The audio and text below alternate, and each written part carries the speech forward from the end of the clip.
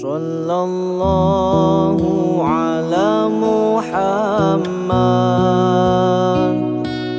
Sallallahu alaihi wasallam, Sallallahu ala Muhammad. Bismillahirrahmanirrahim. Assalamualaikum warahmatullahi wabarakatuh. Alhamdulillahirabbil alamin wassalatu wassalamu ala asrofil anbiya'i wal mursalin wa ala alihi washabihi ajmain amma ba'd. Yang kami hormati dan kami muliakan Bapak Ustadz Junaidi Alpan. Beliau adalah peneliti dan praktisi IT untuk pendidikan dan dakwah. Ya. Kemudian juga yang kami hormati Bapak Ibu semuanya, khususnya rekan-rekan alumni SMA Negeri 3 Malang tahun 80 dan SMP Negeri 3 Malang tahun 76. Alhamdulillah bahwa pada hari ini kita bisa bersama, yaitu dalam rangka kajian subuh online, tepatnya pada hari Kamis tanggal 22 Mei tahun 2025. Dalam keadaan kita sehat walafiat, alhamdulillah. Sholawat dan salam semoga tetap tercurahkan kepada junjungan kita Nabi besar Muhammad Shallallahu Alaihi Wasallam. Bapak Ibu yang kami hormati, acara pada kali ini yang pertama adalah pembukaan, yang kedua tilawah dan sari tilawah, yang ketiga kajian subuh, kemudian yang keempat tanya jawab, dan yang kelima lain-lain. Baiklah, Bapak Ibu, agar acara ini bisa berjalan dengan lancar, maka marilah kita awali dengan bacaan basmalah. Bismillahirrahmanirrahim. Berikutnya adalah tilawah dan sari tilawah yang akan dibacakan oleh rekan kita, Bapak Muhammad Fahrudin, yang akan menyampaikan surat Hujurat, ya, Al-Hujurat. Ya. Al-Hujurat ayat 7 sampai dengan 8. Monggo dipersilakan Mas Yudin. Iya. Assalamualaikum warahmatullahi wabarakatuh.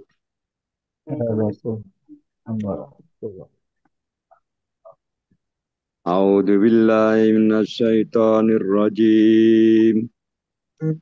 Bismillahirrahmanirrahim.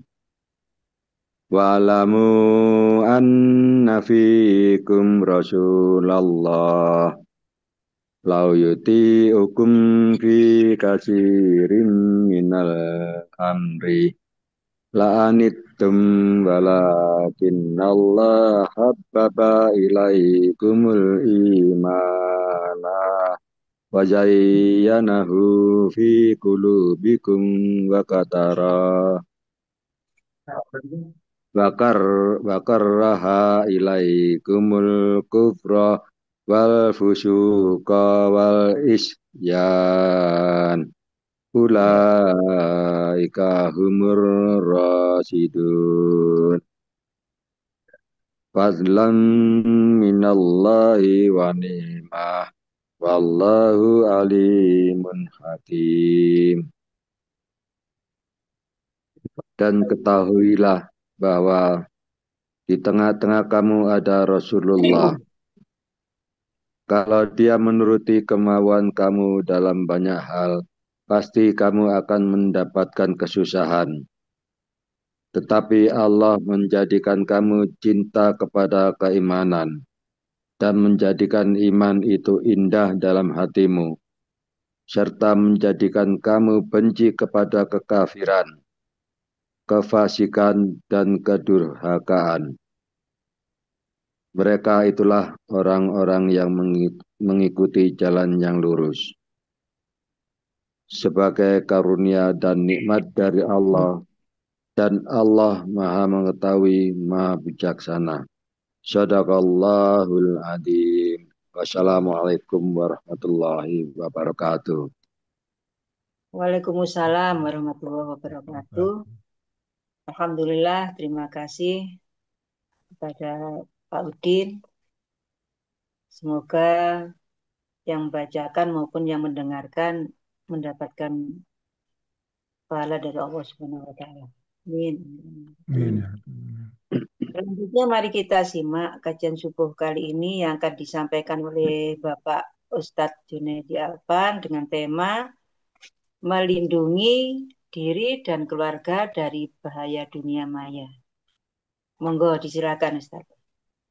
Baik.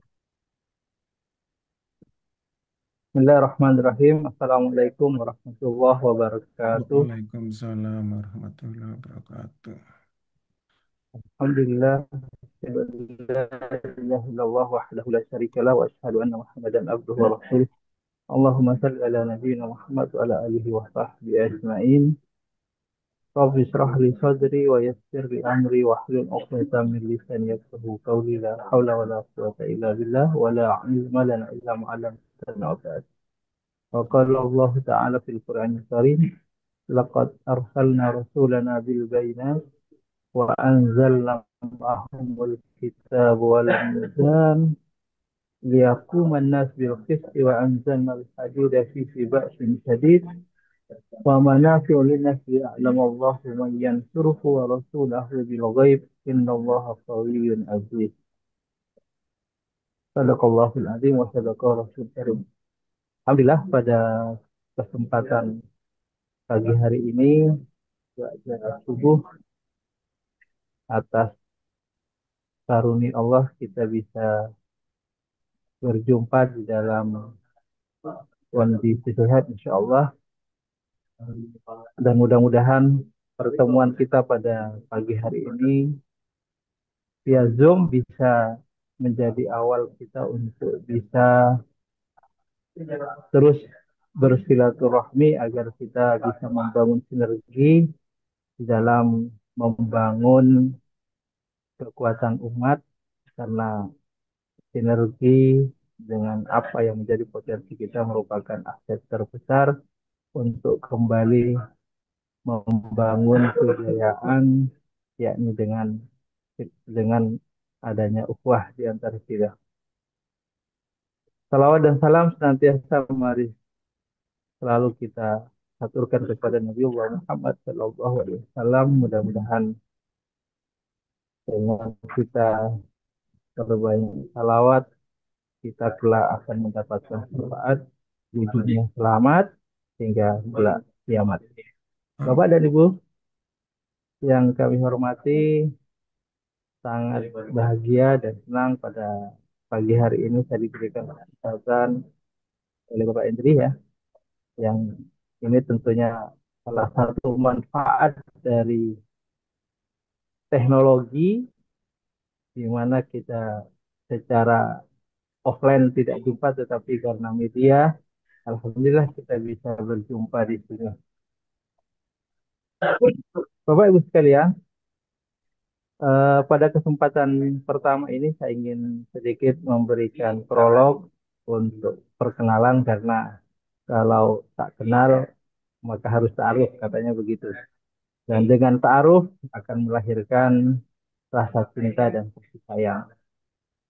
Bapak dan Ibu, ini sudah ditampilkan profil saya, ya, CV saya, yang ini nanti mempersingkat perkenalan, tapi yang pasti saya ingin sedikit memberikan ta'aruf dalam yang sudah dalam CV, bahwa saya tinggal di Solo, tapi aslinya saya Sulawesi, Pak. Ya, kepleset jadi ke Solo gitu. Yeah. Ya. Saya tinggal di Solo sejak tahun 91 dan betah sampai sekarang. Dan saat ini saya berada di Malang karena mengikuti acara di King Sulaiman, yang ini bagian dari rutinitas yang kami ikuti. Eh, dan juga memang anak saya ada di Malang, di pesantren di Malang. Dan mohon maaf ini karena ini bareng-bareng, jadi di sini agak ada teman-teman di belakang, Pak. Jadi Yeah. mungkin kalau tidak clear suara saya, mohon maaf karena ya, apa namanya kami di tempat umum gitu. Cukup Tapi bagus. termonitor Pak ya, Bagus, audio bagus. saya Bagus, bagus bagus. ya. Iya. Baik. Bapak Ibu sekalian, tema yang saya ingin sampaikan pada kesempatan ini adalah tentang bagaimana kita menyikapi dunia online dan di situ kita harus mengantisipasi hal-hal yang sangat berbahaya yang ini merupakan bagian dari fokus saya di penelitian tentang bagaimana kita memanfaatkan teknologi untuk pendidikan dan dakwah. Saya sudah melakukan penelitian ini sejak saya di Telkom. Saya pernah di Telkom, Pak. Makanya saya di Solo itu buat kampung IT, sehingga itulah yang menjadi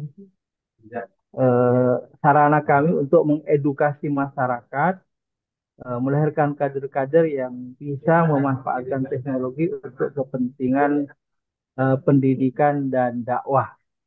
Gitu. Alhamdulillah dalam kaitannya dengan IT ini sampai sekarang saya berarti sudah tahun 2000 saya start penelitian dan dalam kaitannya dengan penelitian ini saya sudah banyak keliling di banyak negara untuk belajar terkait seperti apa negara-negara maju memanfaatkan teknologi atau apa yang menjadi rahasia mereka sehingga mereka maju. Makanya alhamdulillah saya anak enam, Mbak. Ya, anaknya enam dan sekarang sudah cucu dua. Nah, anak-anak saya semua karena saya meneliti tentang pendidikan dan saya paham tentang seperti apa sistem pendidikan kita dan seperti apa sistem pendidikan di negara-negara maju, maka anak-anak saya yang lepas SMA dan sudah selesai tahfidnya semua harus di luar negeri.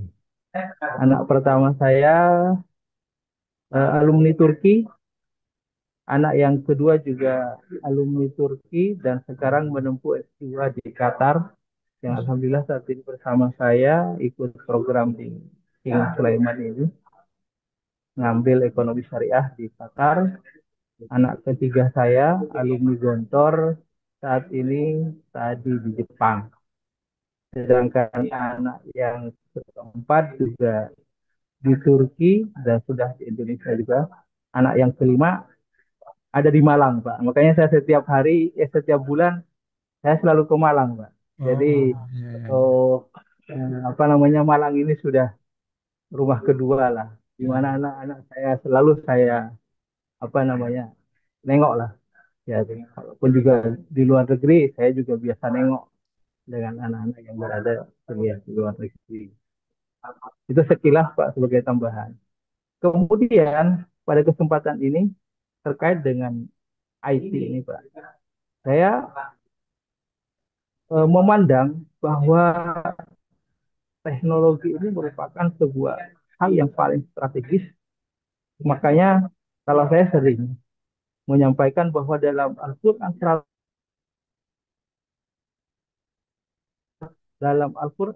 dari 114 surat itu ada namanya surat teknologi, Pak. Gitu. Ada surat teknologi. Kira-kira kalau di antara Bapak yang hadir pada kesempatan ini ada yang mungkin juga background IT, eh, mungkin pernah mendapatkan inspirasi atau melihat oh ini kaitannya dengan teknologi surat ini. Kalau kita bisa kuis ini kira-kira surat apa, Bapak? Ibu sekalian. Surat teknologi. Surat, Ya, surat ayat 6 Pak Ustadz nih. ya. Surat Al-Hadid. Al-Hadid Hadid. itu kan artinya besi. Nah, kalau kita lacak tentang besi ini, bahwa besi ini merupakan komponen terbesar di dalam membangun infrastruktur teknologi. Makanya secara khusus, hal-hal yang strategis begini mustahil dalam Islam itu terlewatkan. Nah itulah maka saya dalam perspektif sebagai orang IT melihat di mana teknologi itu diterangkan di dalam Al-Quran. Ternyata itu dibuat dalam Al-Quran itu surat Al-Hadid, teknologi. Itu kajiannya panjang itu, Pak. Nanti kalau bicara tentang besi ini. Secara khusus, berbicara tentang manfaat teknologi ini, yang ini digandengkan dengan Alkitab dalam arti Al-Quran, itu di surat Al-Hadid ayat yang ke-25, yang tadi saya baca. Al-Hadid ayat 25. Kalau saya bisa ulang, bahwa laqad arsalna rusulana bil bainat wa anzalna ma'ahumul kitab wal mizan. Jadi Allah menurunkan, ini menggunakan kata-kata yang sama, wa anzalna ma'ahumul kitab, diturunkan kepada mereka Alkitab wal mizan. Alkitab ini maknanya adalah Al-Quran, wal mizan itu adalah neraca, parameter tentang keadilan. Liyakuman nas bil qisti, untuk dijadikan sebagai parameter dalam kehidupan manusia. Nah bersama itu wa anzalnal hadida fihi ba'sun sadid. Kemudian bersama Alkitab itu Allah juga menurunkan al-hadid fihi ba'sun sadid. Di dalam al-hadid itu banyak sekali manfaat yang luar biasa. Wa manafi'ul linnas, dan manfaat-manfaat besar lainnya bagi manusia. Nah, kalau kita implementasikan dalam kehidupan saya sebagai santri, karena saya walaupun orang IT tapi aslinya saya tidak memiliki background akademis di bidang IT. Saya hanya suka dan hobi tentang IT. Jadi saya full autodidak dalam IT ini, dan alhamdulillah dari itu kami bisa membuat kampung IT di Solo, kemudian kami membuat kampus IDBC di Solo juga. Itu adalah kampus IT yang saya bangun. Nah, di kampung IT itu sendiri, proyeksi kami bagaimana kita mampu merepresentasikan tentang implementasi teknologi itu dalam kehidupan kita umat Islam. Karena kalau saat ini kita berbicara teknologi, pasti selalu yang terimajinasi dalam pikiran kita adalah Amerika, kemudian Jepang, dan terakhir ini yang paling populer saat ini adalah Cina. Mesti selalu seperti itu. Padahal kita meyakini bahwa Islam itu adalah agama paripurna yang tak mungkin melewatkan sesuatu yang paling strategis, tidak dibahas secara khusus gitu. Nah, itulah saya sebagai orang IT mencoba untuk menggali di mana ayat atau surat yang berbicara tentang teknologi. Dan saya menemukan Al-Hadid ini, surat Al-Hadid ini. Alhamdulillah saya sudah mencoba untuk mengeksplor jauh tentang bagaimana konteksnya pembicaraan Al-Hadid ini, teknologi ini di dalam kehidupan kita. Nah ini dasar pemikiran kami, Pak.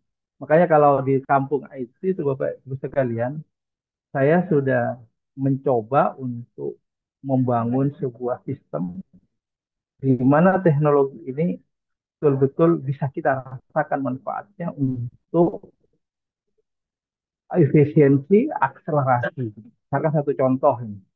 Kalau di tempat kami, mudah-mudahan Bapak dan Ibu sekalian nanti kalau lewat ke Solo bisa mampir di tempat kami di kampung IT.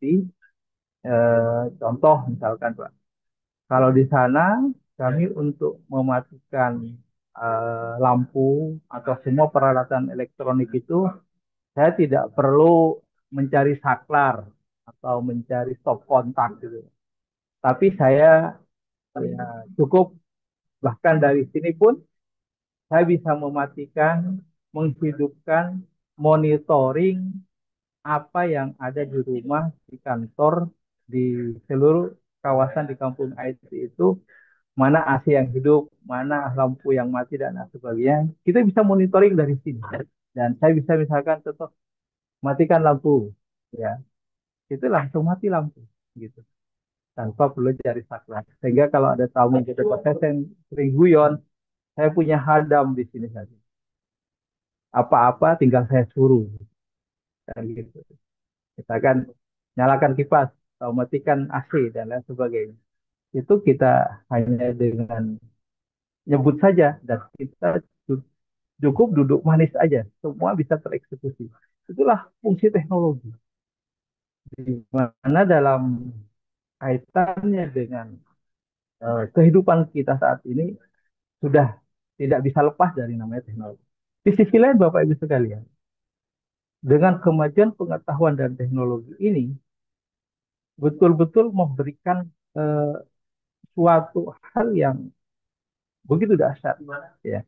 Contoh misalnya, banyak orang dengan kemajuan teknologi ini terbuka logikanya, terbuka hatinya, bahkan kalau bahasa saya itu bahwa akhirnya dengan kemajuan ilmu pengetahuan, sains dan teknologi ini mampu, iman itu bukan sekedar diyakini, tetapi bahkan bisa dilogika, gitu.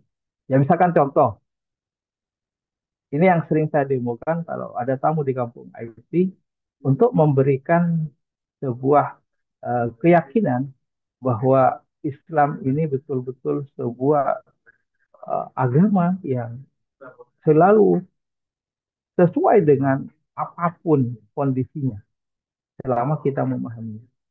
Misalkan contoh dalam sejarah, Umar bin Khattab radhiyallahu an pernah khutbah Jumat, lalu kemudian Umar bin Khattab ini memerintahkan pasukan yang ada di lapangan, ya di medan perang untuk Jabal untuk datang ke sebuah tempat atau ke gunung gitu.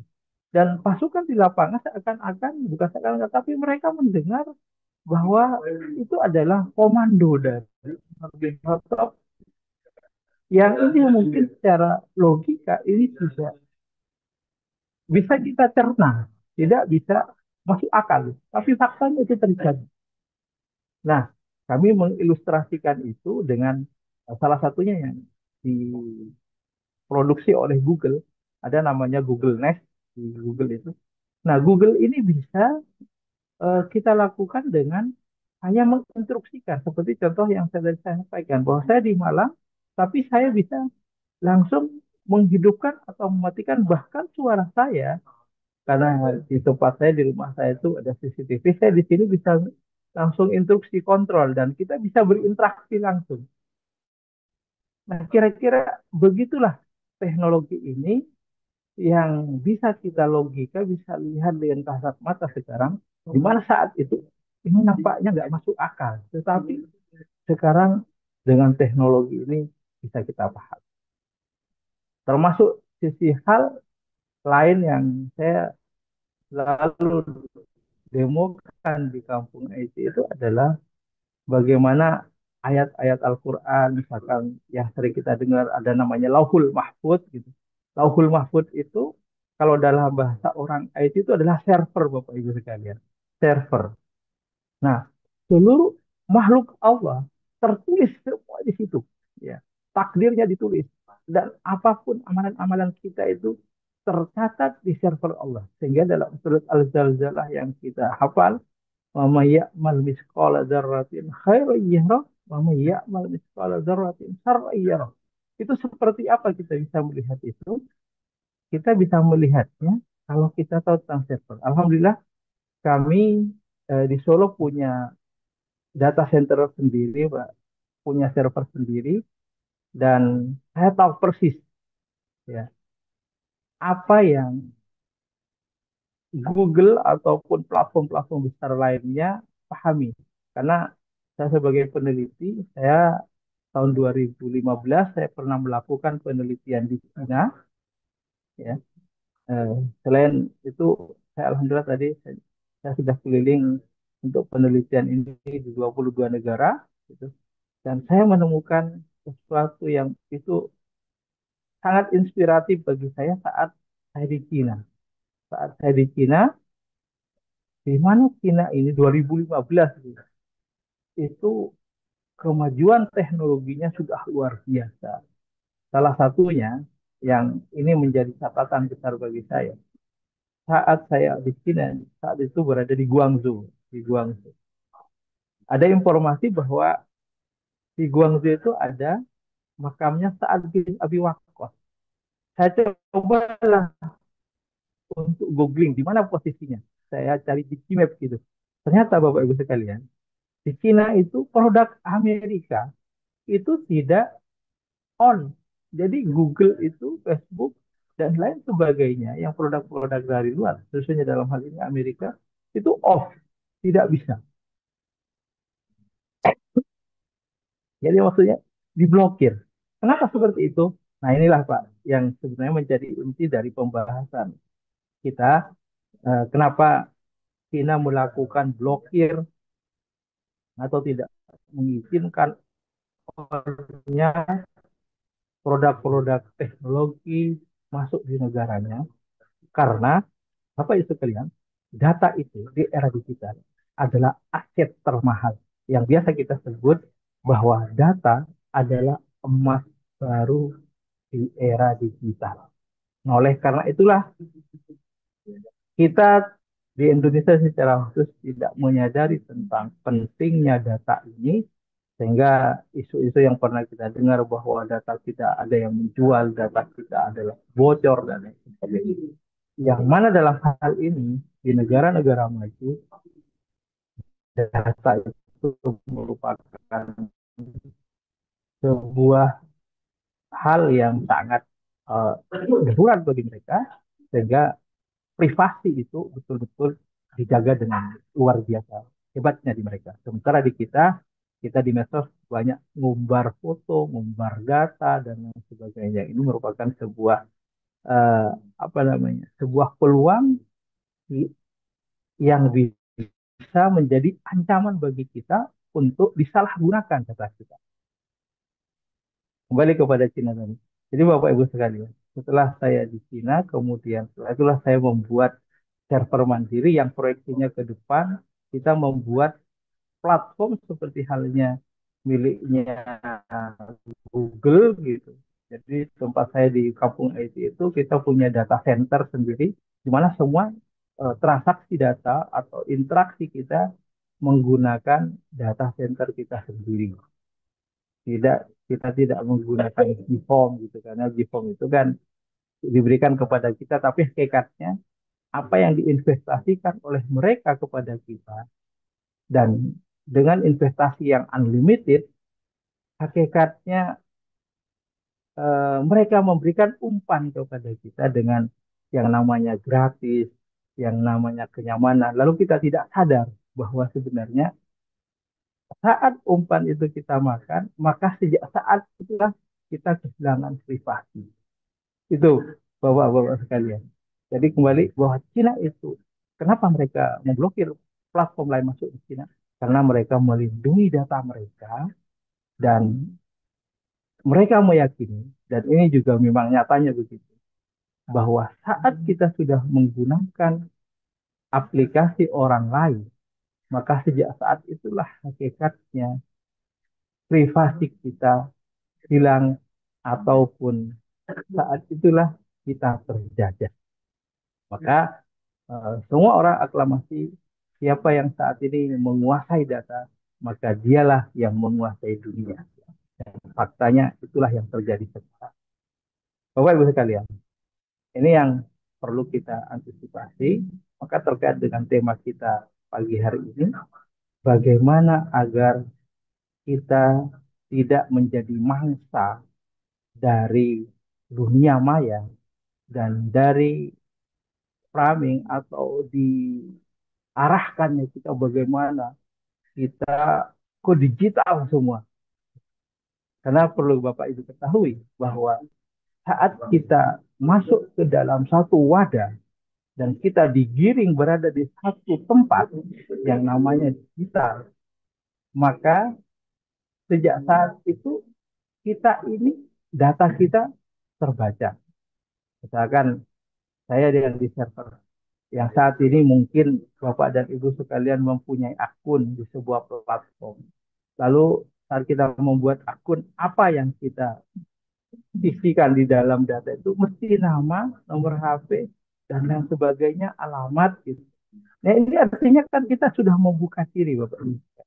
Dan apa yang kita bikin termasuk password yang kita anggap itu sebagai pengaman, pada hakikat ya, coba aja Bapak Ibu sekalian simulasikan saat kita buka email misalkan, terus kita diminta untuk login, lalu saat kita login salah kita memasukkan password. Apa respon dari aplikasi itu? Kan pasti password Anda salah. Ya kan Bapak Ibu sekalian. Nah, kalau dia tahu salah, berarti tahu yang benar kan? Pasti. Dan itu yang saya lihat di server kami Bapak Ibu sekalian. Jadi walaupun katanya kita punya password dan itu rahasia, semua bisa kebaca Bapak Ibu sekalian. Semua bisa kebaca. Ibaratnya kita ini tidur di hotel lah. Kita sewa hotel, kamar hotel. Ya pasti yang punya hotel itu punya kunci serep. Nah kira-kira seperti itulah sederhananya kita tentang digital ini. Nah oleh karena itulah maka hal-hal seperti ini, prinsip-prinsip dasar seperti ini perlu kita pahami agar kita sekali lagi tidak menjadi mangsa. Di mana saat ini teknologi ini, terutama di Indonesia, sekalian, di mana netizen di Indonesia dianggap itu paling julid di seluruh dunia, itu menurut penelitian, ya, karena memang privasi kita tidak terjaga walaupun ada undang-undang ITE, tapi implementasinya tidak, sehingga dengan maraknya medsos, maka kemudian kita bisa uh, dibunuh karakternya, bahkan dibullying, dan ini merupakan sebuah apa namanya salah satu bahaya dari dunia maya ini, adanya bullying, kemudian phishing, lalu kemudian banyak lagi persoalan-persoalan yang membuat kita ini kalau kita tidak paham tentang uh, apa namanya tentang IT ini, maka kita akan jadi mangsa dan itu banyak terjadi. Bahkan yang kita paham pun, ya, tapi kita kalau paham itu, misalkan contoh ini saya sampaikan di sini Bapak Ibu sekalian, saya dalam satu pekan ini menjadi sasaran tembak dari orang yang hasut, ya, sehingga salah satunya reviewnya itu dibuat kacau balau, dibuat seakan-akan negatif, bahkan di apa namanya di TikTok itu uh, kita di apa namanya diarahkan bahwa oh si ini macam-macam dengan stigma yang tidak apa namanya tidak layak. Nah ini harus kita pahami karena yang namanya maya itu ya tetap semu gitu dan orang bisa untuk memframing untuk memojokkan seorang itu orang bisa bikin akun-akun yang seakan-akan bahwa banyak sekali yang mendukung yang kita saat sering dengar namanya buzzer gitu. Buzzer itu luar biasa. Ada khusus jasa untuk buzzer. Kita mau ngapain, kita tinggal sewa dia. Ada yang seperti ini. Nah inilah Bapak Ibu sekalian yang saya maksudkan bahwa bagaimana kita menghindari agar kita tidak termakan, tidak jadi mangsa dalam dunia maya ini, maka kita harus memahami tentang pola-pola orang-orang jahat atau ya istilahnya kita sebut dengan cybercrime itu untuk kita edukasi terhadap anak-anak kita, terhadap siapapun, karena kalau tidak sekali lagi bahwa kita akan termangsa atau menjadi korban dari mereka. Misalkan contoh saat ini marah, tiba-tiba ada orang yang transfer ke kita, gitu. Itu judol, gitu ya, judi online. Ada lagi apa namanya eh, peminjaman online, ya, pinjol gitu. Itu kan banyak. Padahal kita tidak pernah melakukan sehingga banyak terjadi karena ketidakpahaman ini kita menjadi korban.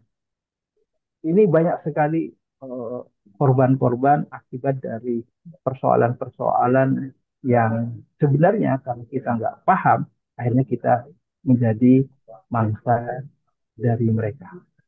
Oleh karena itu sekali lagi Bapak Ibu sekalian, Ya mungkin nanti kita di dalam tanya jawab bisa lebih interaktif agar mungkin kita punya persoalan apa dan apa yang menjadi pengalaman saya selama ini itu bisa kita sharing sehingga dalam hal ini kita bisa menjaga diri kita sendiri dari cybercrime, begitu juga tentang anak-anak dan keluarga. Karena ini sedikit saya contohkan Bapak ya, ada tetangga saya yang kemudian telepon kepada saya bahwa eh, dia dijadikan sebagai objek pemerasan. Ceritanya ini seorang janda, mohon maaf ya saya sampaikan bahwa ada seseorang yang kemudian dia ngambil datanya dari Facebook gitu kan itu mereka itu mengintai mangsanya itu dari banyak status kemudian oh sisi lemah mana ini nah ini seorang tadi ada bersimpati lah begitu ingin menikahinya jika cerita lalu dalam proses komunikasi di awal yang minta data-data bahkan foto-foto macam-macam nggak tahu sampai foto seperti apa tapi eh, karena sudah saling yakin terutama yang korbannya mereka mampu memberikan keyakinan yang luar biasa lalu kemudian singkat cerita si pelaku ini karena sudah akrab gitu boleh nggak saya pinjam duit sekian juta oh akhirnya dipinjemin terus beberapa saat kemudian pinjam lagi sampai kemudian dia pinjam lebih banyak lagi lalu kemudian si korban ini mengatakan oh tidak ini saya sudah nggak punya uang. Nah, lalu si pelaku ini kemudian mengancamnya. Kalau tidak, foto-foto yang kamu berikan kepada saya kemarin, saya akan sebarkan. Nah, ini salah satu bentuk dari eh, bentuk penipuan hal ini.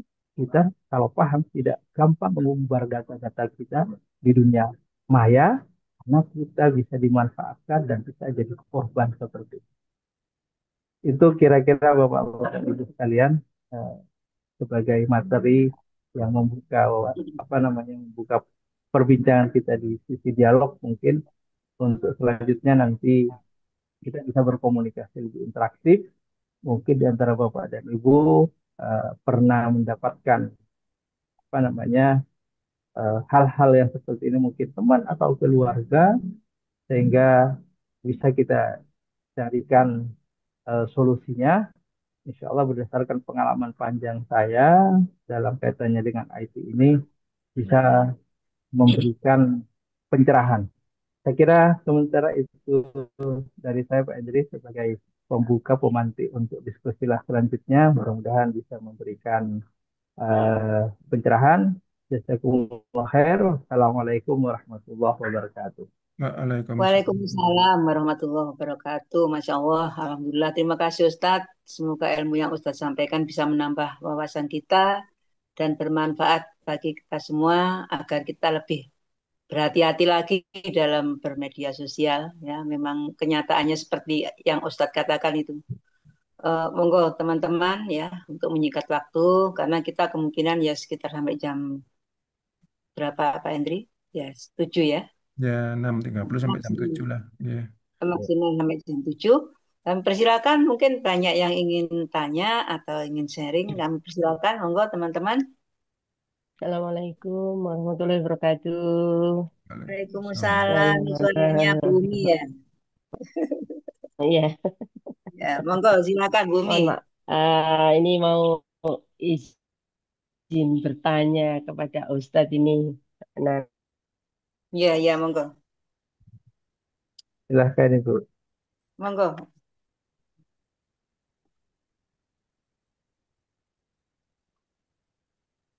Ya, Bumi.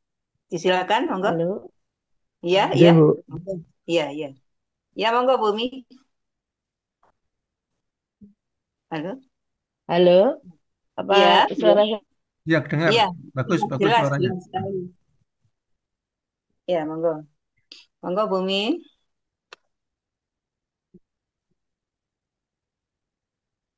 Oh, putus, Mbak, Mbak Nana. Iya tah. Ya Ya, mungkin sambil menunggu Bu Umi kita ini, Halo, lanjutkan yang lain. ini Oh, iya udah iya. masuk halo, lagi. Oh halo. iya iya. Ya, Iya, Ya, J, sudah masuk ya, Mbak Nana? Monggo, sudah monggo. sudah oke. bisa. Iya. Baiklah. Langsung J sama Pak Ustadz. Oke. J, Betul. Assalamualaikum warahmatullahi wabarakatuh. Matur Waalaikumsalam. nuwun Pak Ustadz, jazakallah khair atas ilmunya. Ya, alhamdulillah banyak mengingatkan kita bahwa satu teknologi itu seperti memang pedang bermata dua. Jadi ya pasti ada manfaatnya dan ada mudaratnya. Cuma kita harus hati-hati dan bijaksana juga. Alhamdulillah ilmunya menambah wawasan tentang itu. Yang ingin saya tanyakan Pak Ustadz itu adalah ketika kita mungkin ini contohnya di medsos saja, eh, banyak sekali postingan-postingan itu yang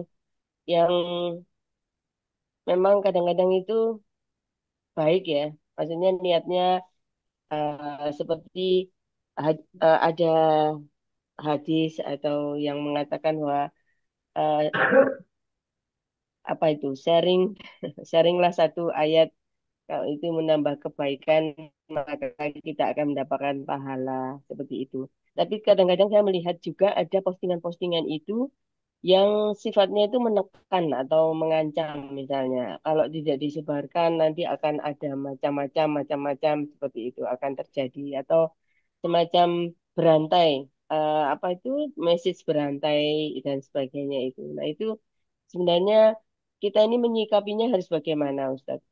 Nah, itu yang pertama. Kemudian yang kedua itu terkadang kita ini kan seperti kalau di dalam dunia kita itu diijazai gitu. Kalau mengamalkan ini akan seperti apa. Nah, nah itu sebenarnya itu ada tanggung jawab tidak Ustadz di dalamnya itu. Maksudnya itu kalau kita takutnya itu kalau kita melakukannya itu tahu-tahu apakah itu memang di pandangan Allah seperti kalau kita belajar di langsung di pondok atau bagaimana. Matur nuwun Ustadz, itu saja yang ingin saya ketahui. Matur nuwun. Assalamualaikum warahmatullahi wabarakatuh. Ya, Waalaikumsalam warahmatullahi wabarakatuh. Monggo langsung aja Ustadz. Yang ya, pertama, ya, monggo. ya. Terima kasih Bu Umi. Bu Di Malang, Pak. Oh, di Saya, Malang. insya Allah di Malang, ya.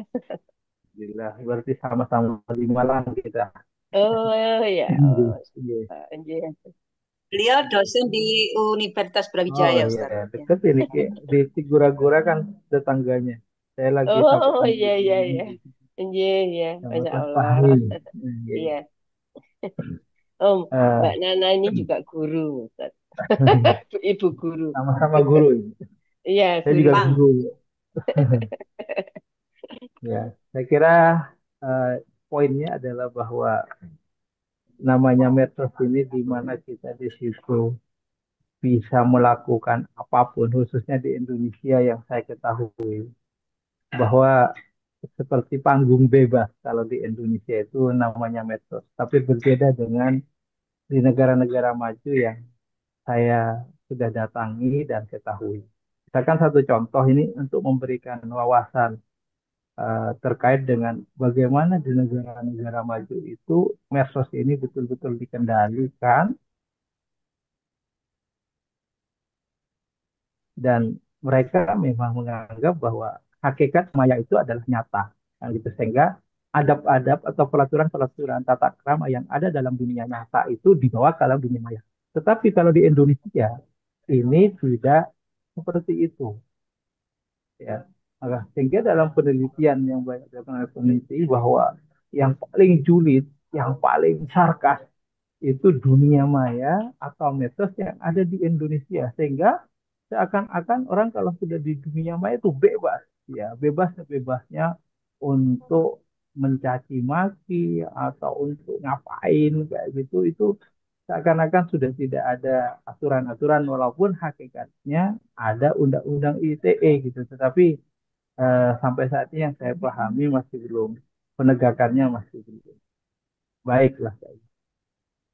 Nah, terkait dengan pertanyaan tadi, kira-kira apakah dengan istilahnya ada anjuran bahwa nanti jika pesan ini tidak kita sampaikan ulang, maka akan terjadi hal-hal yang diancamkan di sana atau diinformasikan.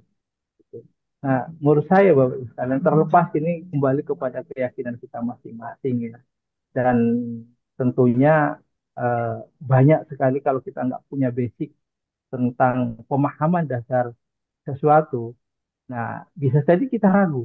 Jangan-jangan ini benar, jangan-jangan salah. Maka dalam hal ini menyikapinya menurut saya adalah tergantung kepada keyakinan kita sendiri. Saya juga sering misalkan mendapatkan broadcast dari seseorang, kalau mengamalkan ini akan terjadi, kalau tidak maka akan terjadi sebaliknya.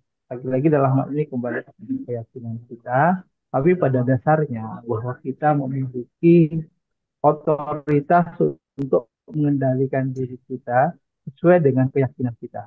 Karena eh, di dalam dunia medsos ini banyak banget ya, mereka punya tujuan-tujuan tertentu untuk menggiring kita kepada suatu hal yang mereka inginkan. Dalam hal ini biasanya dilakukan oleh buzzer bayaran untuk memframing sesuatu gitu.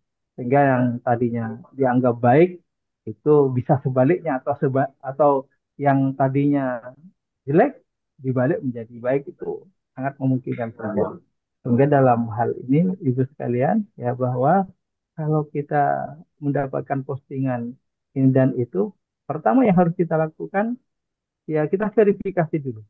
Istilahnya filter dulu sebelum kita melakukan ini apa namanya broadcast ulang gitu. Kita kan kadang-kadang merasa, wah sayang ini kalau bukan saya yang pertama melakukan, kayaknya gimana gitu.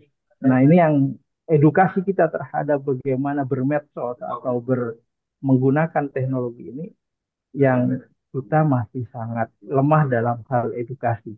Dan ini menjadi salah satu alasan saya kenapa saya bikin kampung IT di Solo, karena pada umumnya yang kita ketahui, kita semua pegang smartphone, tapi tidak serta-merta orangnya ikut smart gitu. Nah ini gapnya seperti itu. Ya. Sehingga dalam hal ini Bapak Ibu sekalian, kita harus punya keseimbangan. Kita punya handphone, bahkan iPhone yang canggih, yang mahal, tetapi kita hanya sebatas eh, ya menggunakan ya WA, tilawah dan lain sebagainya, bukan hal-hal yang lebih dasar dari itu. Itu eman-eman.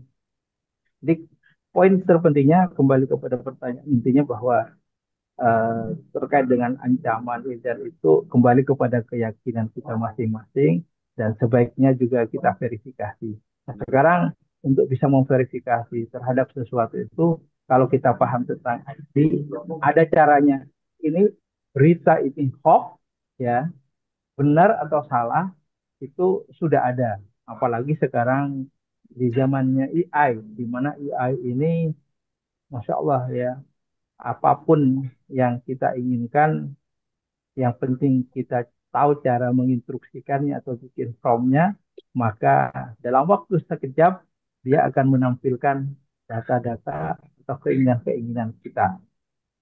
Cuman apa namanya, catatan saya, rekomendasi saya, kalau mau menggunakan AI dalam hal ini, yang paling saat ini kan saya neliti Bu ya, ini sebagai tambahan bahwa platform besar yang memiliki kayak Google punya Gemini gitu, kemudian ada Microsoft punya Copilot, kemudian Meta punya Meta AI, lalu kemudian ChatGPT, lalu yang paling menghebohkan kemarin DeepSeek gitu. Nah, saya mencoba dengan apa namanya, dengan platform tadi, kita coba instruksikan dengan satu instruksi mana yang paling pintar. Nah, kesimpulan saya saat ini ya itu DeepSeek itu yang paling pintar ya. Tapi kalau kita menggunakan ChatGPT juga, ChatGPT itu kan banyak variannya. Ada yang berbayar sebulan 20 dolar, ada yang 3 juta kalau dirupiahkan. Itu juga beda-beda. Tapi intinya kita ini harus paham prinsip-prinsip dasarnya dulu sebelum menggunakan teknologi agar kita tidak menjadi korban. Lagi-lagi seperti itu. Karena dia bisa saja ngacau gitu. Itu sebagai tambahan Ibu Umi tadi yang mudah-mudahan bisa memberikan sedikit pencerahan ya. Itu Terima kasih. Ye, terima kasih Ustadz. Jazakallah khair. Matur nuwun Mbak Nana. Janji. Ya, bersama. Selanjutnya, monggo, silakan. Ada yang ingin bertanya? Saya kira sudah sangat jelas ya, Bu Umi ya. Ya, Boleh Ya, monggo, Ustaz. Betul, betul. monggo. Monggo ini Ada, Mbak Endang kayaknya. oh Mbak Ya, Endang. ya. Oh iya, monggo, monggo Mbak Endang Suhartini. Monggo, monggo. Assalamualaikum warahmatullahi wabarakatuh. Waalaikumsalam Ustaz, Nah, saya ingin warahmatullahi wabarakatuh. menanyakan mana yang itu asli atau penipuan. Kemarin ini saya menerima data dari Taspen Pusat. Akan dikatakan akan apa ya, mengulang mendapatkan kembali data-data untuk menyempurnakan data-data. Kemudian saya di situ didikte satu persatu langkah-langkahnya. Ternyata akhirnya menanyakan tabungan dan menanyakan m-banking sama Bu, OTT. kartu, ya, kartu apa itu yang untuk ngambil uang. Ya. Terus ATM. ke, ya ATM. Kebetulan kedua-duanya saya itu tidak punya. Terus Alhamdulillah. saya Bu nanti ibu ke banking ke bank dulu mengurusi m-banking sama ATM-nya. Terus saya pergi ke bank. Ternyata saya diberitahu gini, jangan diberitahukan ke bank ya Bu ya, data saya ini. Apa yang kita bicarakan hari ini jangan ditanyakan ke bank. Terus orang yang di bank, Bu, saya coba saya lihat. Terus saya, Pak katanya saya itu tidak boleh memberikan. Bu, coba sebentar saja lihat. Terus setelah dilihat, itu ternyata, Bu ini penipuan. Ibu tidak usah membuat m-banking atau kartu ATM. Terus setelah itu nomornya itu diblokir. Nah, bagaimana cara menentukan itu penipuan atau bukan? Karena sudah 2 kali saya mengalami seperti ini. Terima kasih, Ustadz. Baik. Insya Allah. Ini yang memang paling banyak terjadi. Makanya saya dalam setiap forum sebagai orang IT mewanti-wanti agar kita tidak menjadi korban dari modus-modus penipuan yang sangat beragam sekali saat ini. Nah, kalau kita nggak ngerti IT, pasti kita akan jadi korban. Misalkan salah satu contoh seperti pengalaman ibu tadi, kan dia mengatasnamakan institusi resmi, ya banyak banget misalkan dari Tas, BPJS, dari Taspen, dari macam-macam institusi resmi yang kita sudah kenal, sehingga kalau kita tidak memahami tentang seperti apa modusnya, maka kita bisa jadi korban. Untung saja ibu istilahnya nggak punya yang diinginkan. Kalau ya, mungkin langsung, wah itu bisa jadi langsung jadi korban itu. Saya punya pengalaman yang memang saya istilahnya fokus di situ dan saya mencoba untuk memahami dengan langsung mengalami satu kasus, satu contoh gini Bu, ini ya. Ini saya cerita mungkin juga menjadi pembelajaran bagi Bapak dan Ibu yang lain. Eh, yang dalam hal saya sebagai orang IT paham betul ini. Sampai suatu saat ada orang yang menjual tentang handphone. Handphonenya ini iPhone. Tapi kok murah gitu. Nah, kemudian dia posisinya di Batam. Lalu orang ini dia di apa di grup WA menyampaikan, "Wah, harganya segini, pokoknya murah banget gitu." Nah, kemudian saya hubungi, gitu, saya hubungi, oh dia langsung, masya Allah gitu, membaca tentang diri kita siapa kita ini. Mangsanya itu kan biasa dibaca dulu. Dia karena saya ini ustadz gitu ya, jadi kemudian dia bahasanya itu anak antum gitu, udah mau kayak gitu, pokoknya kayak orang masya Allah bersahabat banget gitu. Sampai kemudian eh, mana ininya apa namanya websitenya, ada website resminya bagus semua. Lalu singkat cerita saya sulit untuk membedakan mana yang palsu gitu, sehingga wah, saya berkomitmen daripada korban lebih banyak orang lain, maka saya harus berkorban untuk membuktikan bahwa ini adalah penipuan. Akhirnya saya transfer 3 juta Bu, ke yang bersangkutan. Gimana responnya? Gitu. Saya transfer 3 juta, kemudian komunikasi masih lanjut, tapi kemudian setelah itu dia punya banyak alasan, punya banyak, masih bisa dihubungi. Dan saya sudah mulai membaca. Nah, intinya modus-modus penipuan semacam ini bagi orang awam itu sangat mudah sekali untuk dikibulin gitu kan gitu. Yang orang yang ngerti pun itu bisa terperangkap juga gitu. Kalau kita ini tidak betul-betul mendalami dan punya pengalaman panjang di situ. Jadi kembali kepada pertanyaan Ibu ya, dan banyak lagi modus-modus yang lain yang dalam hal ini namanya tadi itu Bu, dalam istilah IT-nya itu phishing namanya. Jadi kita dipancing dengan mengatasnamakan lembaga tertentu agar kita menyampaikan data-datanya seperti data eh, banking dan lain sebagainya, dan itu mustahil. Jadi kalau sebagai tandanya bahwa sesuatu itu resmi atau tidak, saat ini sebagai bentuk formalitas itu kalau instansi resmi tidak akan nelpon. Kalaupun dia nelpon, itu pasti pakai telepon kantor, bukan pakai handphone. Nah, umumnya juga mereka beraksi pada hari Sabtu atau hari Ahad. Ya, hari Ahad. Itu sudah tanda-tandanya. Macam-macam modusnya, dan ini betul-betul berbahaya. Kita dan anak-anak kita harus kita jaga. Ya. Jadi mana yang apa namanya, yang asli atau tidak, tanda tanya tadi. Pasti kalau instansi resmi tidak nelpon gitu. Kalaupun terpaksa nelpon, dia akan nelpon menggunakan nomor telepon kantor.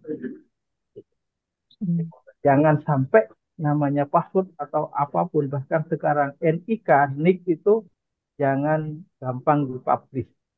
Itu bisa berbahaya dan mengakibatkan tiba-tiba kok kita mendapatkan tagihan pinjol karena data kita sudah dimanfaatkan oleh mereka. Data kita sudah bocor. Saya sendiri sudah pernah mengalami tiba-tiba begini ini. Saya sedikit sharing. Saya tidak pernah membuat BPJS. Kemudian tiba-tiba saya ditelepon. Muncul di situ BPJS. Namanya langsung BPJS di teleponnya itu. Jadi masnya, maskingnya, nomor yang meragukan. Nelponnya langsung Ya, atas nama lembaga. Gimana ini gampang. aku budal jam karena Ya, makanya selalu tanyakan Bu. Kalau kita nggak paham, ya dalam hal ini saya siap Bu, membantu pengalaman-pengalaman seperti ini. Jangan ikutin. Kalau namanya telepon-telepon itu jangan ikutin. Atau WA dapat ini dan itu jangan. Lebih baik kita bertanya kepada orang yang ngerti. Saya fokus dalam hal ini, sehingga nanti boleh di-share nomor saya Bapak, misalkan mau konsultasi tentang ini, karena betul-betul sekarang penipuan online ini sangat merajalela. Jadi tandanya tadi yang paling sederhana, mereka tidak akan pernah nelpon. Kalau mereka akan komunikasi kita, mereka akan menggunakan surat resmi, tidak by phone. Kalaupun by phone pasti menggunakan telepon kantor. Itu pun bisa jadi juga disalahgunakan gitu. Sehingga ya Allah, luar biasa Bu, dunia sekarang ini. Itu mungkin. Ya, gitu ya Bu Endang ya. Mungkin Bu Endang ini sama ya dengan teman-teman sekitar saya. Beberapa waktu yang lalu itu memang itu Ustadz. Banyak yang disuruh untuk mengisi seperti kata Bu Endang itu.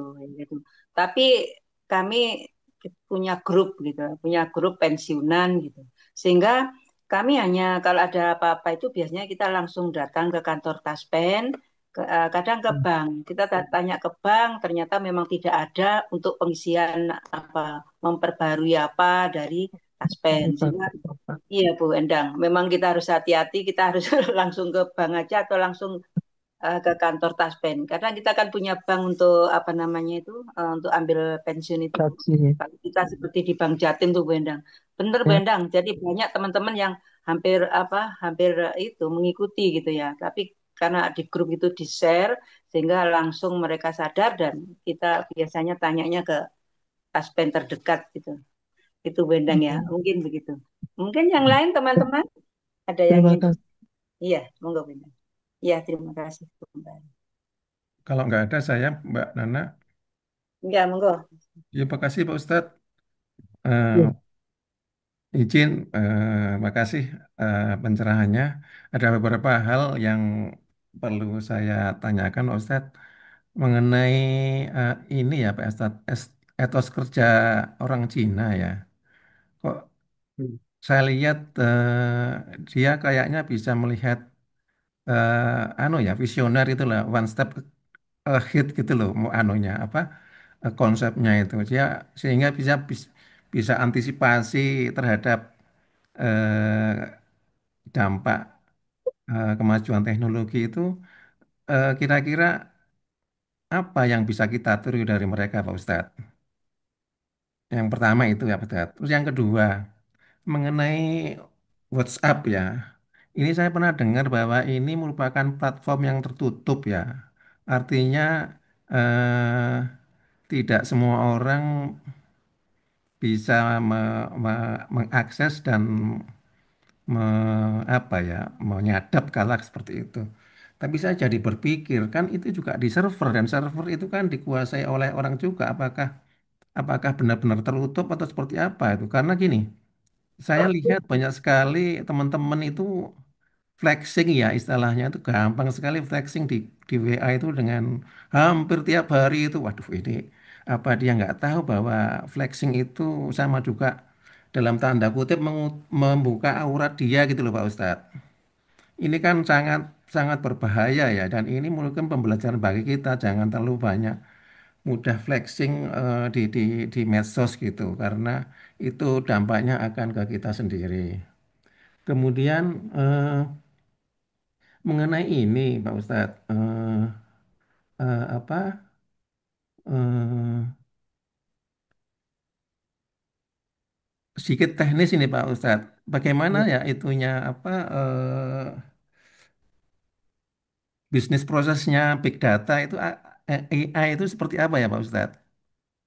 Kok Eh, saya kok saya masih belum bisa nyambung, kok bisa dia demikian canggih dalam menjawab suatu pertanyaan. Bahkan saya pernah nanya, coba jelaskan ayat-ayat di Al-Quran yang menjelaskan tentang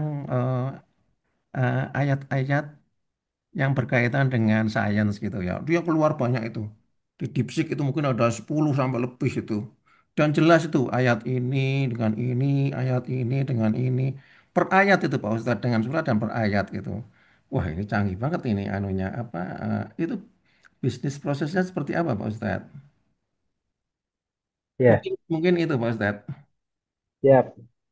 Wah, ini kalau bahas ini bisa panjang juga. Ya. Baik, begini aja. Ya, yang pertama tentang WA ya.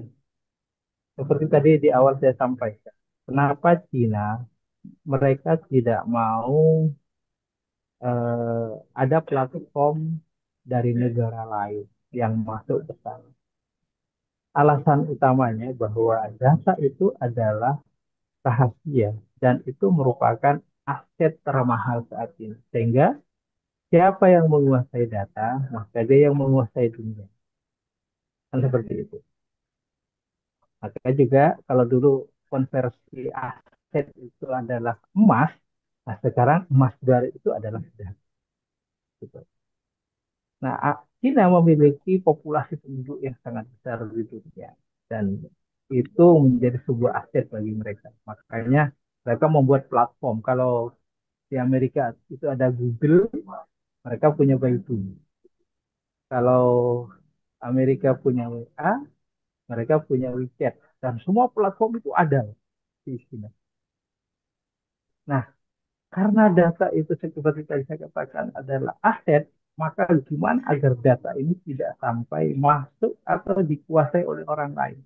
Nah, saat kita sudah misalkan mau menikmati bagaimana kita bisa live streaming di YouTube atau di FB, itu kan kewajiban pertama yang harus kita lakukan, kita punya akun.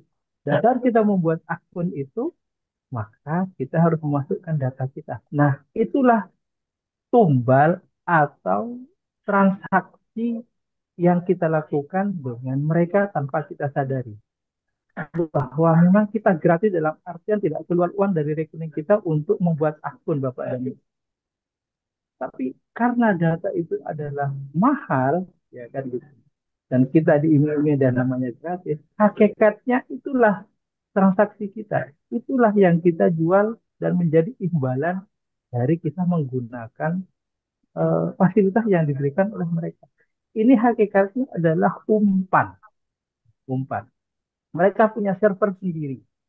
Seperti yang saya sudah sendiri alami bahwa di server saya, setiap transaksi, titik, koma, ataupun kata-kata, itu semua terekam. Sehingga kalau Bapak dan Ibu sekalian pernah tahu kasus-kasus di pengadilan, kita tidak seakan-akan apa namanya tidak tidak ada yang tahu gitu. Tapi tiba-tiba di pengadilan itu polisi itu bisa menghadirkan komunikasi kita.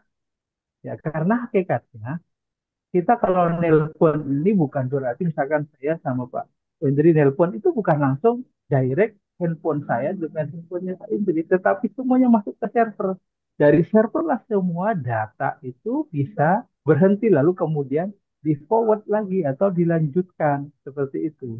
Jadi apapun yang kita ketik, apapun yang kita komunikasikan secara voice ataupun data, itu semua bisa terlihat. Sehingga hakikinya kita tidak ada yang menguap ke langit begitu saja. Semuanya bisa dilihat.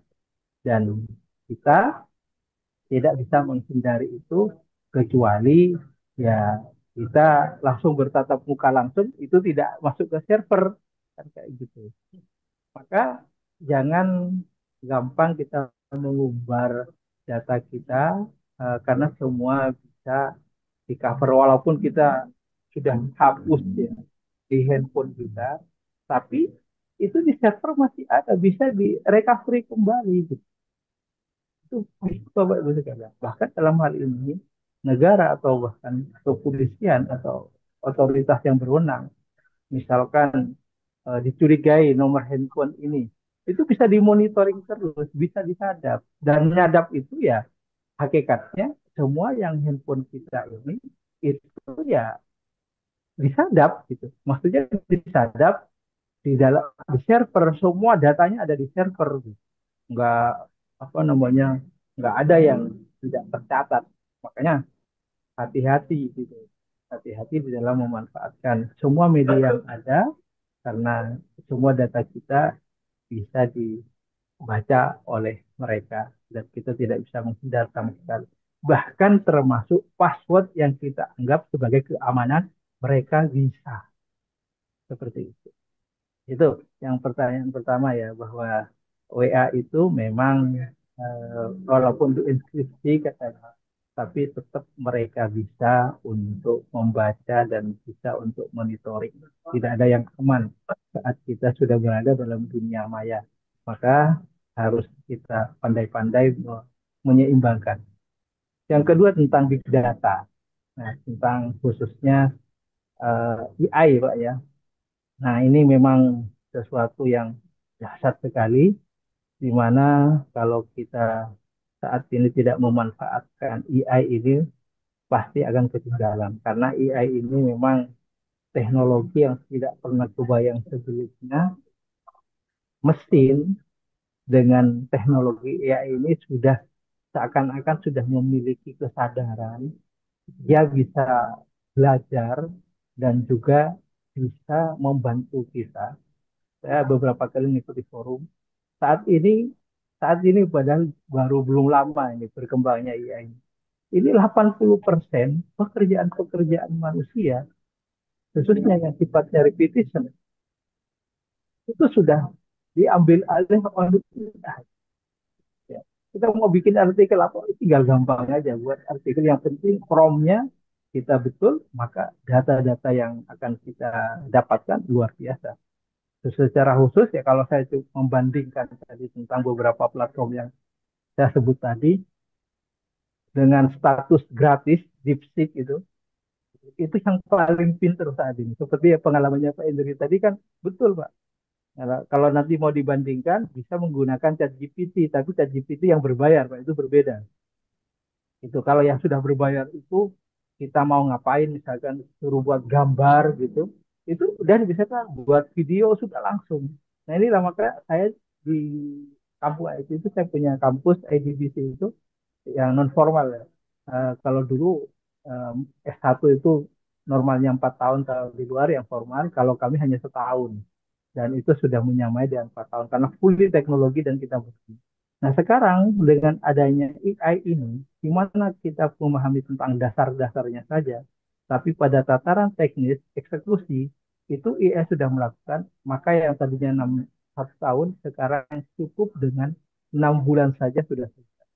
Mau bikin program ya jurusan programmer, AI itu sudah bisa bikin coding, sudah bisa bikin untuk aplikasi sesuai dengan yang penting kita paham gimana menyuruhnya. Itu saja, Pak. Jadi kalau secara apa namanya sistemnya, ini kan kami juga mengembangkan AI di kampung IT, Pak. Ya maksudnya kan mesin pembelajar ini. Kita ajarin terus sehingga apa yang kita ajarkan ini seperti halnya kita dengan manusia. Nah, itu yang akan menjadi ininya, kan menjadi outputnya saat kita memasukkan ini ajaran-ajaran kita itu yang nanti akan menjadi kesimpulan output dari apa yang kita perintahkan. Nah, seperti itu anu ya, apa namanya? AI ini. Maka kalau kita mampu membangun sistem AI yang islami kayak gitu, ya dengan database yang ada, tinggal kita ajarkan aja. Ya salah satunya kalau kita menggunakan AI yang dengan apa namanya dengan akun kita pribadi kan, dia kan memahami tentang diri kita, Pak. Memahami tentang diri kita, ya. Sehingga saat kita berbicara apa, dia paham konteksnya. Misalkan contoh kalau saya seorang peneliti, saya ingin melakukan presentasi tentang tema ini. Kemudian kita masukkan ke dalam AI itu prompt-nya atau instruksinya. Maka dia akan menyesuaikan dengan status kita, dengan profesi kita. Terus responnya dalam tulisan itu apakah sifatnya ilmiah atau seperti tulisan santai, storytelling dan sebagainya. Itu semua bisa kita berikan kepada ini apa namanya? Kepada si AI ini. Nah itu luar biasanya saat ini begitu sangat mudah sehingga kalau saat ini kita tidak menggunakan AI, kita pasti akan ketinggalan. Seperti itu kira-kira Pak Indri. Ya, begitu. Ustadz, untuk apa ya kita nggak ketinggalan ya nanti kalau kita atau kita bisa ketinggalan kalau tidak menggunakan AI gitu ya. Tapi apa SDM kita itu kan tidak ya seperti itu ya Ustadz. Seperti saya pernah ini sepintas melihat live apa orang di TikTok itu ada seorang ustadz yang masih muda, kemudian suaranya dia, kemudian juga mimiknya itu mengatakan, siapa yang punya hutang di bank di ini, silakan hubungi saya dan akan kami lunasi begitu. Saya iseng-iseng aja baca netizen itu ternyata ada yang saya punya hutang di sini, saya punya hutang di sini dan seterusnya. Terus di situ dijawab, silakan hubungi nomor ini lah. Itu bahayanya ya Ustaz ya. Bahayanya itu kalau kita terus menghubungi nomor telepon itu kemudian diperlakukan seperti kalau kita mendapatkan telepon yang selamat Ibu mendapatkan uang ini, selamat seperti itu Ustaz ya. Jadi mungkin ya bahaya sekali Ustaz. Terima kasih, ini memang harus di apa ya, masalah IT ini memang harus betul-betul masyarakat Indonesia itu paham gitu, paham karena banyaknya penipuan-penipuan itu Ustaz. Oleh karena itu bagaimana menyikapi ini Ustaz? Karena banyak SDM kita yang masih seperti saya ini gitu. Makasih. Iya, ya itulah Bu. Makanya tadi saya karena memang fokus di situ dan kualitas edukasi kita tentang IT ini sangat lemah dan karena kelemahan itu Iya, mudah sekali kita untuk dikibulin gitu istilahnya, iya, dibohongin dan kita jadi mangsa. Sehingga kan saya kemarin begitu Pak Aziz, bagaimana Pak kalau tema ini?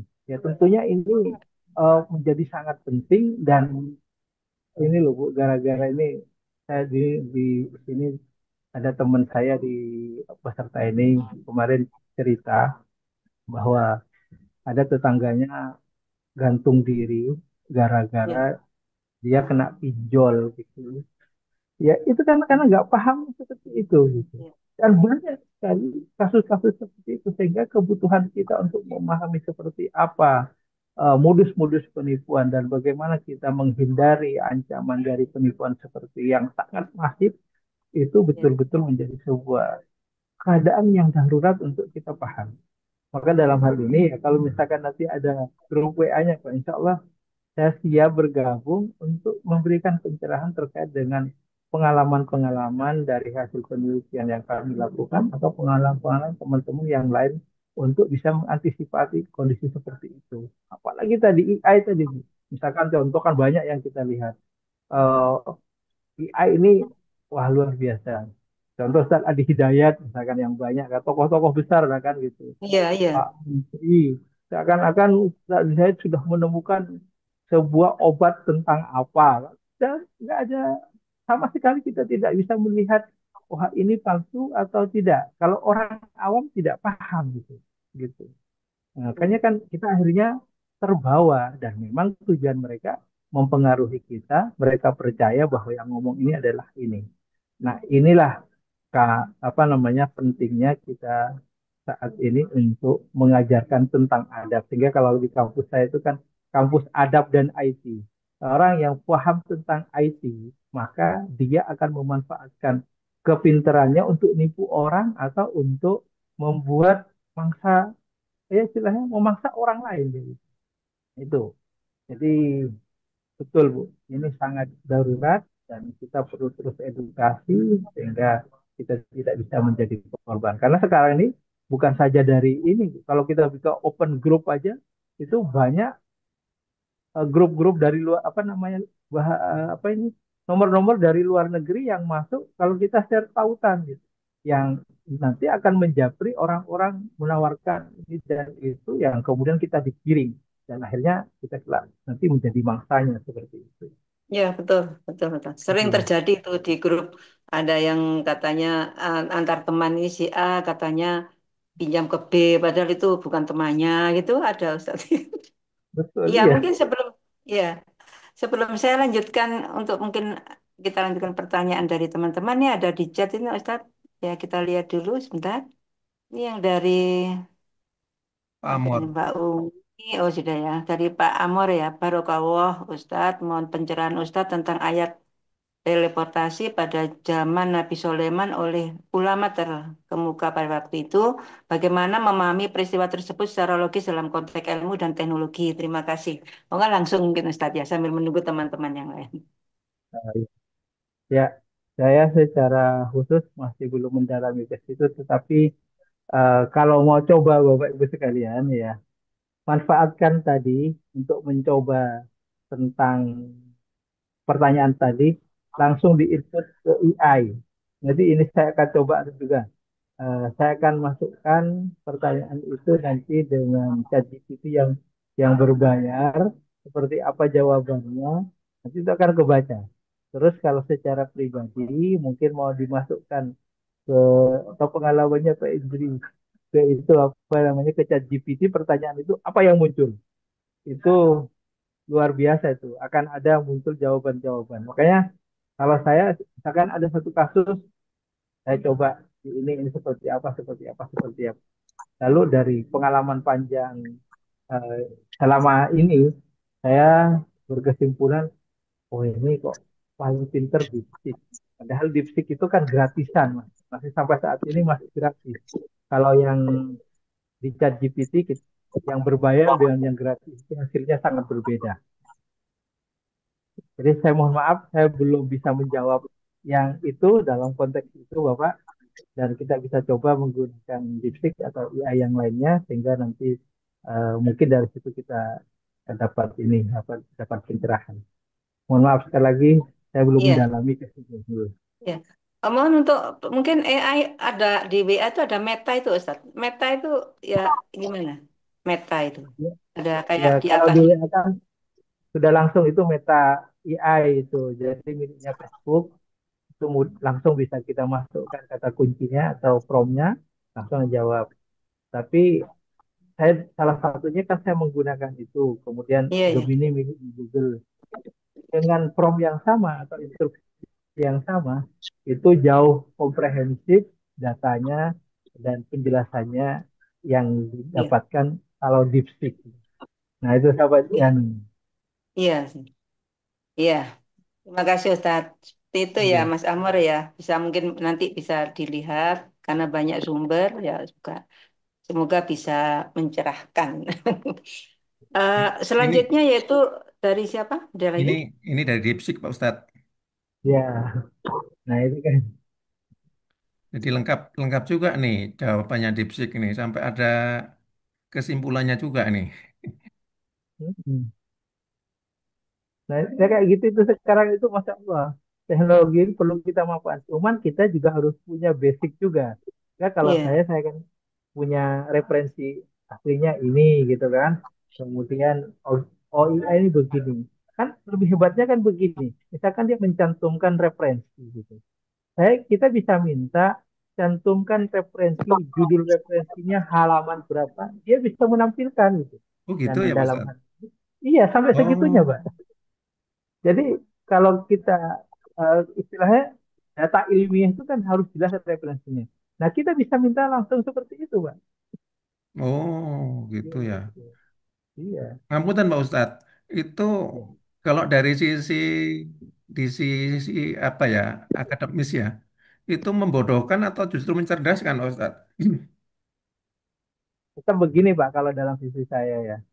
Yang sekarang ini dengan majunya kemajuan teknologi, tetap aspek manusia ini harus lebih unggul. Sehingga kan saat apa yang skill yang harus ada di era abad 21 ini kan ada 3C itu. Critical thinking, kemudian collaboration, communication, tiga hal ini. Artinya kalau kita ini tidak memiliki daya nalar yang kritis gitu, maka kita bisa dibodohin karena saya juga sudah mencoba. Banyak yang salah juga gitu. Ya. Banyak yang tergantung kalau misalkan salah, kan kita bisa langsung protes ke dia. Bahkan saya sering marah-marahin, kamu bodoh saya bilang. Saya mencoba gitu ya, mencoba.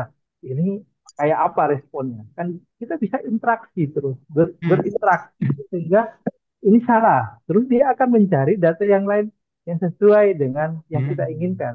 Karena Oh. dalam hal ini cara saya, cara pribadi ngukurnya, saya punya udah konsep di kepala saya sudah ada konsep ini. Terus kita ujikan ke AI sesuai atau tidak. Lalu misalkan dia salah, kemudian saya respon, mestinya tidak begini. Maka dia kemudian update lagi sehingga persis. Maka lagi-lagi dalam hal ini tetap manusianya harus pinter. Kalau nggak pinter, makanya iya, ya kita akan dibodohin juga gitu. Karena dalam Hmm. sisi akademis, kalau kita tergantung dengan AI, tapi tidak memiliki dasar-dasarnya, pengetahuan. ya pengetahuan dasar, ya kita akan bodoh gitu. Karena Hmm. kalau sekedar menampilkan data, tapi kita tidak memiliki nalar kritis dalam data itu, ya kan percuma kan gitu. Ya betul betul. Iya. Ya ya ya. Itu jadi hanya sebagai pembantu aja ya untuk me, apa mempercepat apa informasi yang kita dapatkan tanpa Betul, untuk harus memudahkan. mencari referensi di buku-buku fisik gitu ya Pak Ustadz ya. Betul ya. Kan saya menyusun namanya Maktabah Digital Al Kubro itu Pak, referensi yang mengacu kepada kitab-kitab induk gitu. Dimana kalau kita mau tesis, mau skripsi itu merujuk ke situ. Nah sekarang setelah saya mempelajari, wah ini sudah nggak laku lagi karena Iya, saya punya referensi dasarnya, kemudian kita masukkan apa yang kita inginkan. Nah ini langsung memberikan, bukan menganalisa, memberikan kesimpulan, memberikan referensi langsung gitu. iya, iya, iya. Jadi Ini fisik, sekarang ini. iya, iya. Jadi fisik untuk mengklarifikasi apakah data-data itu benar apa enggak gitu ya Pak Ustadz ya. Betul ya. Ya, Nah itu yang harus tetap terjaga bahwa kita tidak boleh tidak memiliki nalar, hanya ya. langsung pasrah bongkoan kata orang Solo itu. Langsung percaya. Percaya. Mungkin yang lain, eh, Bapak Ibu atau Mas Hendri, silakan dilanjut. Bagaimana Ustadz sampai jam Ustadz bisa sampai Gini jam Pak berapa? Ustadz, mengenai kampung IT Oh, Pak Ustadz, saya kok tertarik ya. Eh, iya, eh, itu gimana ya Pak Ustadz? Apakah ada benefit yang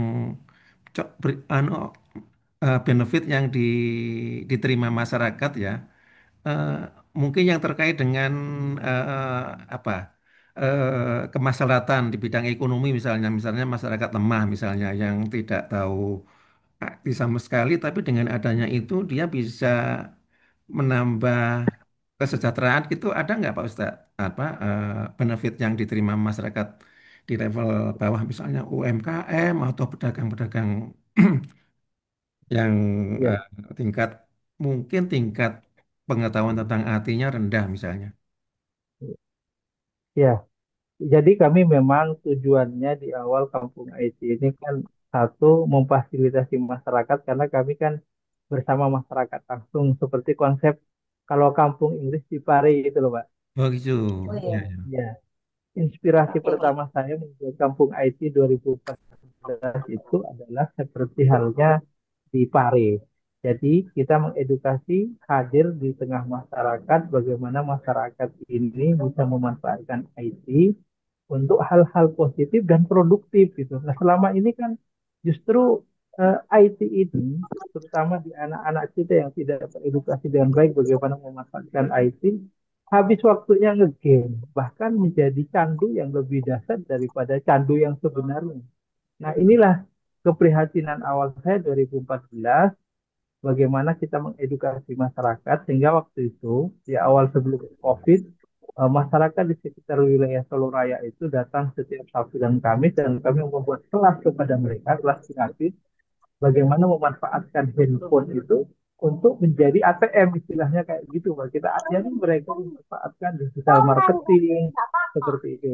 Kemudian masyarakat kalau kami ketemu RT ada edukasi langsung kepada masyarakat untuk memanfaatkan teknologi karena kami di sana juga memberikan akses internet kepada masyarakat agar mereka bisa memanfaatkan itu dan kami bisa monitoring karena kami ada server kalau si A si B ini buka apa kan semua bisa termonitoring Ya. jadi sama seperti halnya Google itu juga yang saat ini kita ngapain mereka tahu nah saya juga begitu setiap Hmm. pelanggan saya customer saya yang terkonek dengan server saya tahu apa yang dibuka. Misalkan contoh kalau saya punya anak-anak santri di sana, mereka wajib semua menggunakan laptop dan handphone. Nah, kita bisa monitor hari ini, detik ini, apa yang mereka buka itu kebaca semua, Pak. Jadi nggak ada rahasia dan nggak bisa menghindari gitu. Ya, ya, ya, ya. Gitu. Ya, oke, oke. Siap, Pak Ustadz. Bagaimana untuk Bapak Ibu yang lain? Mungkin ada yang masih ingin Cukup. bertanya? Sudah cukup? Mbak Nana, Iya, silahkan. Siapa ini? Mbak Nana, aku Oh, mau tanya Mbak pada Vina. Iya, Mbak Vina, monggo. Ya, monggo, monggo. Matur nuwun, saya tanya langsung ya. Assalamualaikum Iya, warahmatullahi wabarakatuh.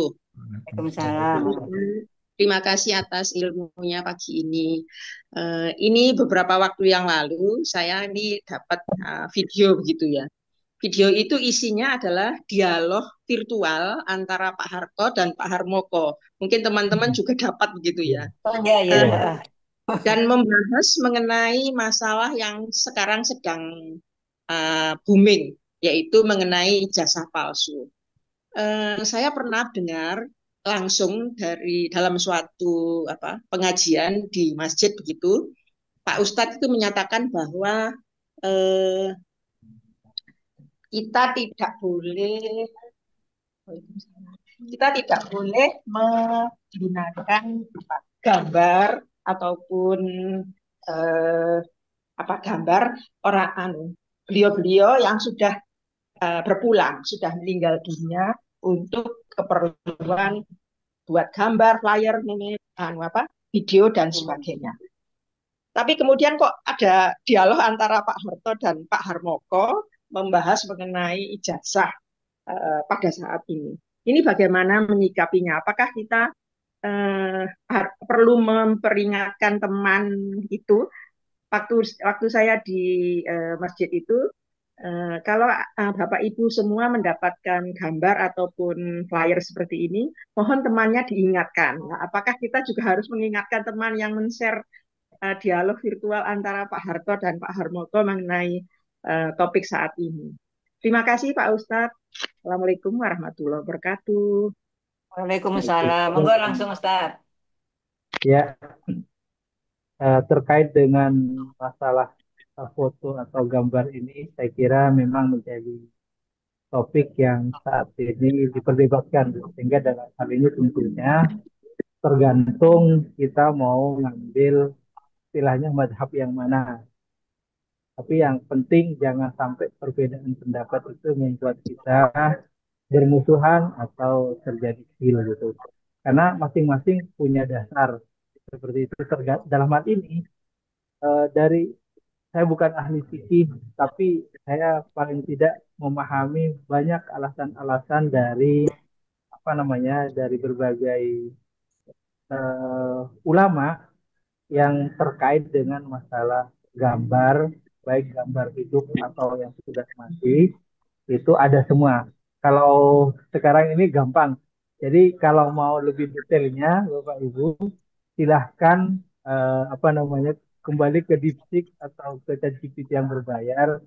Apa pendapat dari 4 ilmu madhab terkait dengan foto atau gambar atau video? Itu silahkan nanti di situ. Itu kita bisa mengaksesnya dan kita bisa mengambil mana yang paling kuat menurut yang kita paham. Saya kira seperti itu, Bu. Ya, begitu ya, Bu Vina ya. Ya, terima kasih Pak Ustadz. Iya, tur nuwun. Ya. Kadang kalau ada share-sharean gitu Ustadz, kadang kita tuh malah ada sampai geger-gegeran gitu. Ya, Bu Vina ya. Kadang kita geger antar teman gara-gara postingan-postingan gitu. Ya. Oleh karena itu ya kita harus pandai-pandainya menyikapi begitu ya. Selanjutnya mungkin ada lagi dari teman-teman. Kalau tidak ada ya. Kita sudah pukul 6:47. Saya kira cukup jelas yang disampaikan oleh Ustadz. Terima kasih Ustadz ya. Alhamdulillah ya. Semoga ilmu yang kita terima menjadi ladang pahala bagi kita semua, menambah wawasan, iman dan takwa kita kepada Allah Subhanahu wa taala. Jangan lupa teman-teman untuk KSO hari Kamis depan pukul 5 sampai selesai atau pukul 5:15 ya. Biasanya kita mulai dengan narasumber Ustadz Gema Ilhami MPD dari Surabaya dengan tema Mutiara Hikmah dan kisah Kholirur Rahman ya. Nah, sebelum kita tutup, saya selaku pembawa acara mohon maaf jika banyak hilaf kepada Ustadz Junaidi dan teman-teman. Kami mohon mohon maaf untuk Ustadz Junaidi, kami mohon untuk menutup acara ini dengan doa ya. Monggo silakan. Baik, alhamdulillah. Sebagai statement terakhir, Bapak dan Ibu sekalian, kita bersyukur bertemu dalam perjumpaan maya. Mudah-mudahan kita bisa berjumpa secara offline, karena hakikatnya silaturahmi itu tidak bisa tergantikan dengan maya. Kemudian ذكرنا منه ما menyautkan kita نسينا وعلمنا منه ما جهلنا وارزقنا تلاوته آناء الليل وأطراف النهار واجعله لنا حجة يا رب العالمين.